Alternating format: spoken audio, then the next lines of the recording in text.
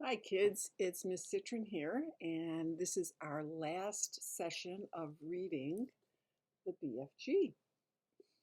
Still not good at that, getting the picture straight. And this is the conclusion, and we find out what happens to the BFG. We find out what happens to the man-eating giants, and we meet some really unusual characters.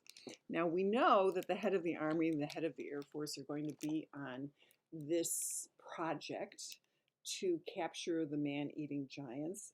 And you have to know a little bit about Roald Dahl, that he was a fighter pilot during World War II, and he was shot down over North Africa and was actually badly injured. And he has very strong feelings about the military and the people who are the generals and the people who lead the average man, and he makes fun of those generals here in this section. And I know many of you wrote to me with your ideas of how the book should end, and some of you had really great ideas. And I think you're going to enjoy how Roald Dahl brings the BFG to a conclusion. All right, we've got just a couple of chapters left. This one is called Capture. The BFG had made thousands of journeys to and from Giant Country over the years, but he had never in his life made one quite like this, with 9 huge helicopters roaring along just over his head. He had never before traveled in broad daylight either. He hadn't dared to. But this was different. Now he was doing it for the Queen of England herself, and he was frightened of nobody. As he galloped across the British Isles with the helicopters thundering above him, people stood and gaped and wondered what on earth was going on. They had never seen the likes of it before, and they never would again. Every now and then, the pilots of the helicopters would catch a glimpse of a small girl wearing glasses crouching in the giant's right ear and waving to them. They always waved back. The pilots marveled at the giant's speed and at the way he leaped across wide rivers and over huge houses, but they hadn't seen anything yet. "Be careful, hang on tight," the BFG said. "We is going fast as a fizzle crump." And the BFG changed into his famous top gear, and all at once he began to fly forward as though there were springs in his legs and rockets in his toes. He went skimming over the earth like some magical hop, skip, and jumper, with his feet hardly ever touching the ground. As usual, Sophie had to crouch low into the crevice of his ear to save herself from being swept clean away. The 9 pilots in their helicopters suddenly realized that they were being left behind. The giant was streaking ahead. They opened their throttles to full speed, and even then they were only just able to keep up. In the leading machine, the head of the Air Force was sitting beside the pilot. He had a world atlas on his knees, and he kept staring first at the atlas, then at the ground below, trying to figure out where they were going. Frantically, he turned the pages of the atlas. "Where the devil are we going?" he cried. "I haven't the foggiest idea," the pilot answered. "The Queen's orders were to follow the giant, and that's exactly what I'm doing." The pilot was a young Air Force officer with a bushy mustache, and he was very proud of his mustache. He was also quite fearless, and he loved adventure. He thought this was a super adventure. "It's fun going to new places," he said. "New places?" shouted the head of the Air Force. "What the blazes do you mean, new places?" "Well, this place we're flying over isn't in the atlas, is it?" the pilot said, grinning. "You're darn right it isn't in the atlas," cried the head of the Air Force. "We've flown clear off the last page." "I expect the old giant knows where he's going," the young pilot said. And here's this great picture of all of the belly poppers, all of the helicopters following the BFG. And there's the BFG. Let me hold this right. I got to get this finally. And there is the BFG running ahead, and they are following him, and Sophie is in his ear. Remember, they've flown straight out of the atlas. There's no page for them anymore. "He's leading us to disaster," cried the head of the Air Force, and he was shaking with fear. In the seat behind him sat the head of the Army, who was even more terrified. "You don't mean to tell me we've gone right out of the atlas?" he cried, leaning forward to look. "That's exactly what I'm telling you," cried the Air Force man. "Look for yourself. Here's the very last map in the whole flaming atlas. We went off over that an hour ago." And he turned the page, as in all atlases there were 2 completely blank pages at the very end. "So now we must be somewhere here," he said, putting his finger on one of the blank pages. "Where's here?" cried the head of the Army. The young pilot was still grinning broadly. He said to them, That's why they always put 2 blank pages at the back of the atlas. They're for new countries. You're meant to fill them in yourself. The head of the Air Force glanced down at the ground below. Just look at this God-forsaken desert, he cried. All the trees are dead and the rocks are blue. The giant has stopped, the young pilot said. He's waving us down. The pilots throttled back the engines, and all 9 helicopters landed safely on the great yellow wasteland. Then each of them lowered a ramp from its belly. 9 jeeps, 1 from each helicopter, were driven down the ramps, and each jeep contained 6 soldiers and a vast quantity of thick ropes and heavy chains. And here's the picture of the young pilot, who I think Roald Dahl modeled on himself. You know, he loved adventure. And there is the Air Force general who's looking in the atlas and cannot find the place where Giant Country is because they went out of the book. I don't see any giants, the head of the army said. The giants is all just over out of sight over there, the BFG told him. But if he was taking those slosh-bunking, noisy belly poppers any closer, all the giants is waking up at once, and then pop goes the weasel. So you want us to proceed by jeep, the head of the army said. Yes, the BFG said, but you must all be very, very hushy quiet. No roaring of motors, no shouting, no mucking about, no piggery-jokery. And the BFG, with Sophie still in his ear, trotted forward, and the jeeps followed close behind. Suddenly, the most dreadful rumbling noise was heard by everyone. The head of the army went pea-green in the face. Those are guns, he cried. There is a battle raging somewhere up ahead of us. Turn back, the lot of you. Let's get out of here. Pig spiffle, the BFG said. Those noises is not guns. Of course they're guns, shouted the head of the army. I'm a military man, and I know a gun when I hear one. Turn back! Those is just the giants snortling in their sleep, the BFG said. I is a giant myself, and I know a giant snortle when I is hearing one. Are you quite sure? The army man said anxiously. Positive, the BFG says. Proceed cautiously, the army man ordered. They all moved on. Then they saw them. Even at a distance, they were enough to scare the daylights out of the soldiers. But when they got close and saw what the giants really looked like, they began to sweat with fear. 9 fearsome, ugly, half-naked, 50-foot-long brutes lay sprawled over the ground in various grotesque attitudes of sleep, and the sound of their snoring was indeed like gunfire in a battle. The BFG raised a hand, and all the jeeps stopped. The soldiers got out. What happens if one of them wakes up? Whispered the head of the army, his knees knocking together from fear. Oh, if any of them is waking up, he will gobble you down before you can say knack jife, the BFG answered, grinning hugely. Me is the only one they won't be gobbled up, because giants is never eating giants. Me and Sophie is the only safe ones, because I is hiding her if that happens. The head of the army took several paces to the rear. So did the head of the Air Force, and they climbed rather quickly back into their jeep, ready to make a fast getaway if necessary. Go forward, men, the head of the army said. Go forward and do your duty bravely. Notice how he doesn't go anywhere. The soldiers crept forward with their ropes and chains, and all of them were trembling mightily. No one dared speak a word. The BFG, with Sophie now sitting on the palm of his hand, stood nearby watching the operation. To give the soldiers their due, they were extremely courageous. There were 6 well-trained, efficient men working on each giant, and within 10 minutes, 8 of the 9 giants had been trussed up like chickens and were still snoring contentedly. The 9th, who happened to be the flesh lump eater, was causing trouble for the soldiers because he was lying on his right arm, tucked underneath his enormous body. It was impossible to tie his wrists and arms together without first getting that arm out from underneath him. Very, very cautiously, the 6 soldiers who were working on the flesh lump eater began to pull on the huge arm, trying to release it, and the flesh lump eater opened his tiny piggy eyes. Which of you foul pesters is wiggling my arm, he bellowed. Is that you, you rotsome man-hugger?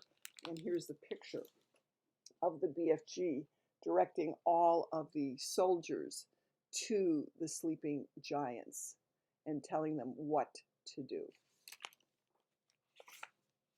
Suddenly, he saw the soldiers, and in a flash, the flesh man-eater was sitting up. He looked around him. He saw more soldiers, and with a roar, he leaped to his feet. The soldiers, petrified with fear, froze where they were.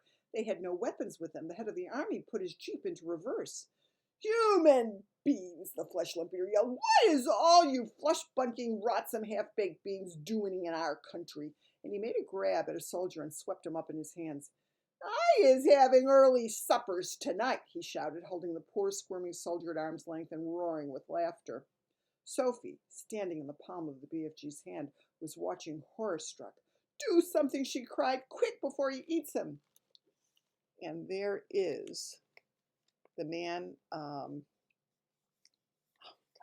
get this, holding a soldier in his hand, and there's the BFG holding Sophie, and they're watching all of this as the giant is about to gobble the soldier.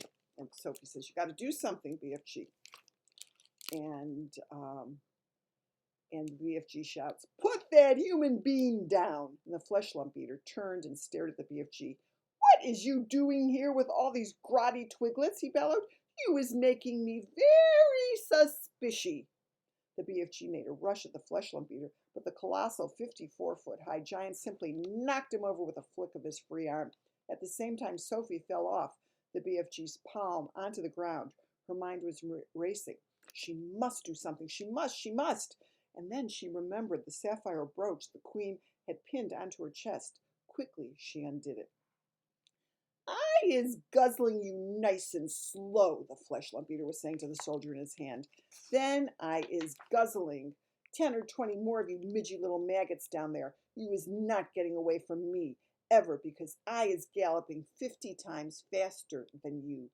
Sophie ran up behind the flesh lump eater. She was holding the brooch between her fingers, and when she was right up close to the great naked hairy legs, she rammed the 3-inch long pin of the brooch as hard as she could into the flesh lump eater's right ankle. It went deep into the flesh and stayed there.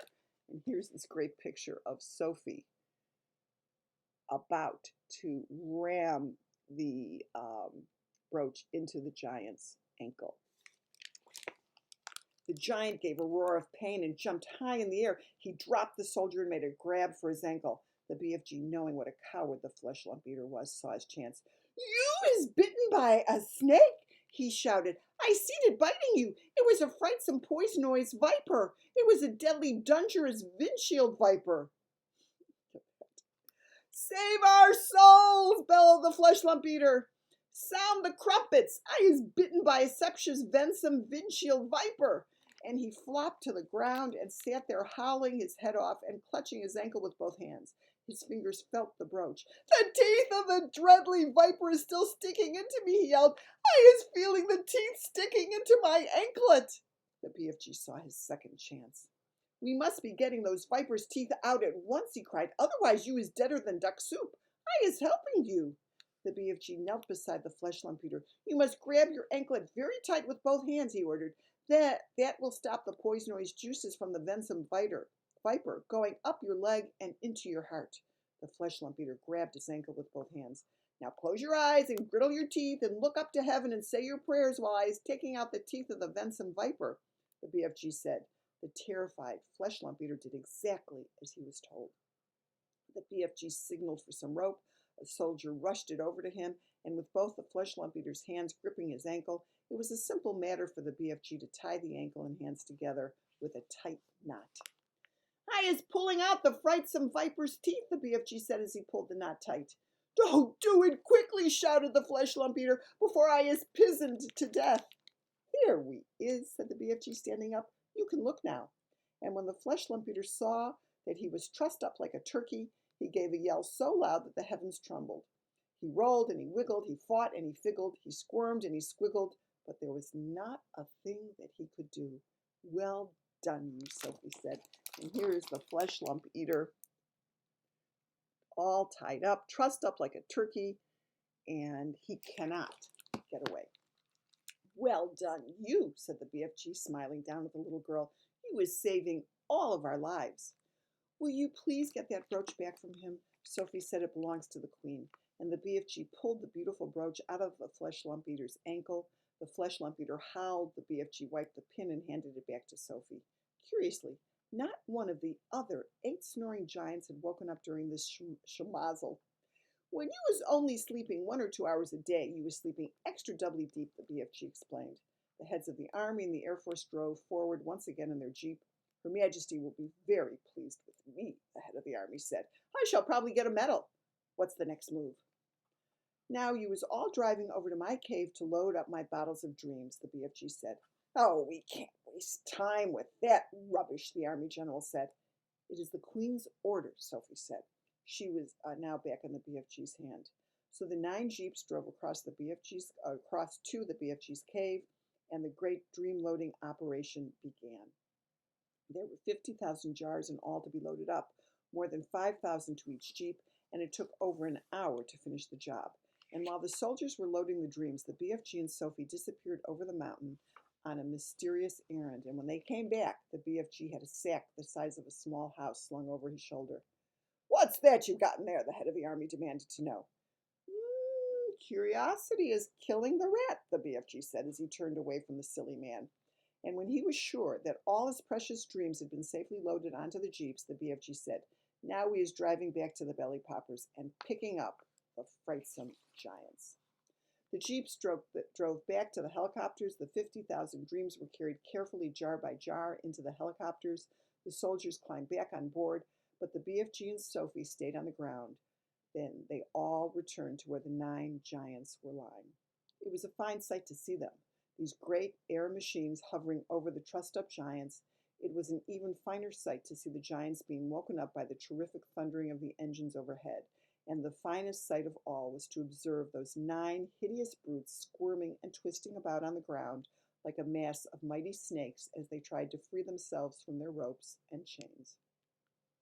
I is flush bunked, roared the flesh lump eater. I is splits wiggled, yelled the child chewer. I is swags walloped, bellowed the bone cruncher. I is guns wiggled, shouted the meat dripper. I is goose gruggled, howled the man hugger. I is fluck gungled, screamed the maid masher. I is slop groggled, squawked the gizzard gulper. I is crod squinkled, yelled the blood bottler. I am bop muggered, screeched the butcher boy. And here they all are, being carried by the belly poppers away.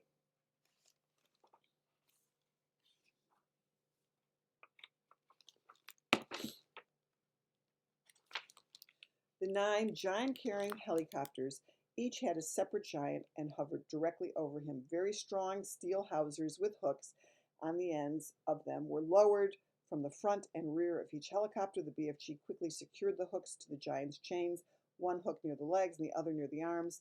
Then very, very slowly the giants were winched up into the air, parallel with the ground. The giants roared and bellowed, but there was nothing that they could do. The BFG, with Sophie once more resting comfortably in his ear, set off at a gallop for England. The helicopters all banked around and followed after him. It was an amazing spectacle. Those 9 helicopters winging through the sky, each with a trussed-up 50-foot-long giant slung underneath it. The giants themselves must have found it an interesting experience. They never stopped bellowing, but their howls were drowned by the noises of the engines. And when it began to get dark, the helicopters switched on powerful searchlights and trained them on the galloping giants so they could keep them in sight. They flew right through the night and arrived in England just as the dawn was breaking. Now this chapter, this next to the last chapter, is called Feeding Time. While the giants were being captured, a tremendous bustle and hustle was going on back home in England. Every earth digger and mechanical contrivance in London had been mobilized to dig the colossal hole in which the 9 giants were to be permanently imprisoned. 10,000 men and 10,000 machines worked ceaselessly through the night under powerful arc lights, and the massive task was completed only just in time. The hole itself was about twice the size of a football field and 500 feet deep. The walls were perpendicular, and engineers had calculated that there was no way a giant could escape once he was put in. Even if all 9 giants were to stand on each other's shoulders, the topmost giant would still be some 50 feet from the top of the hole.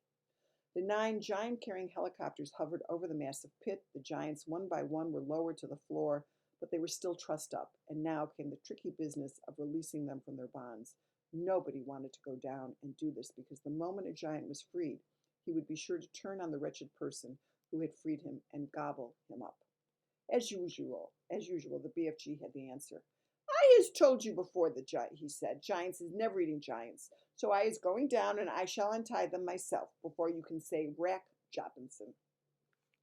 With thousands of fascinated spectators, including the Queen, peering down into the pit, the BFG was lowered on a rope, and one by one he released the giants. They stood up, stretched their stiffened limbs, and started leaping about in fury. Why is they putting us down here in this grob sludging hole? They shouted to the BFG. Because you is guzzling human beings, the BFG answered. I is always warning you not to do it, and you is never taking the titchiest bit of notice.